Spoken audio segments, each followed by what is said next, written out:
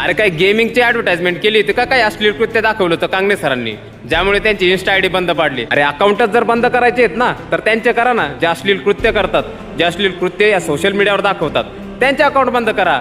तुम्ही अशा लोकांचे अकाउंट बंद करतायत जो समाजासाठी जगतोय, या समाजाला प्रबोधन करतोय, या समाजातील युवाला घडवतोय, त्याचे अकाउंट बंद करतात. अरे अक्षरशः लाजा वाटल्या पाहिजेत. हे जे चाललंय ना त्याच्यावरून एकच अंदाज येतोय की आपण हुकुमशाहीकडे वळतोय. कांगणे सरांनी इंस्टाग्रामला सध्या कुठलंही अकाउंट ओपन केलेलं नाही, म्हणून डुप्लिकेट अकाउंटला फॉलो करू नका. आणि कांगणे सरांकडून सांगण्यात आलंय की मला नवीन अकाउंट ओपन करण्याची काही गरज सुद्धा पडणार नाही. मी माझं अकाउंट हे पुन्हा मिळवणार. कांगणे सरांचा आवाज बुलंद करण्यासाठी तसेच या पापी लोकांचे पाप या जगासमोर आणण्यासाठी आपल्याला चांगले क्रिएटर हे घडवावे लागतील. अरे आज या जगात अंगप्रदर्शन करणाऱ्यांचे मिलियनमध्ये फॉलोअर्स आहेत आणि चांगलं काम करणाऱ्यांचे 10 ते 20 हजार फॉलोअर्स. आणि मला फॉलोच करा अशी कोणालाही बळजबरी नाही. माझ्या अकाउंटला जा, माझ्या रील्स बघा, माझं कंटेंट चांगलं वाटत असणार तरच फॉलो करा, नाहीतर फॉलो करू नका. आणि मी जर तुम्हाला एक चांगला क्रिएटर वाटत असणार तर नक्कीच फॉलो करा.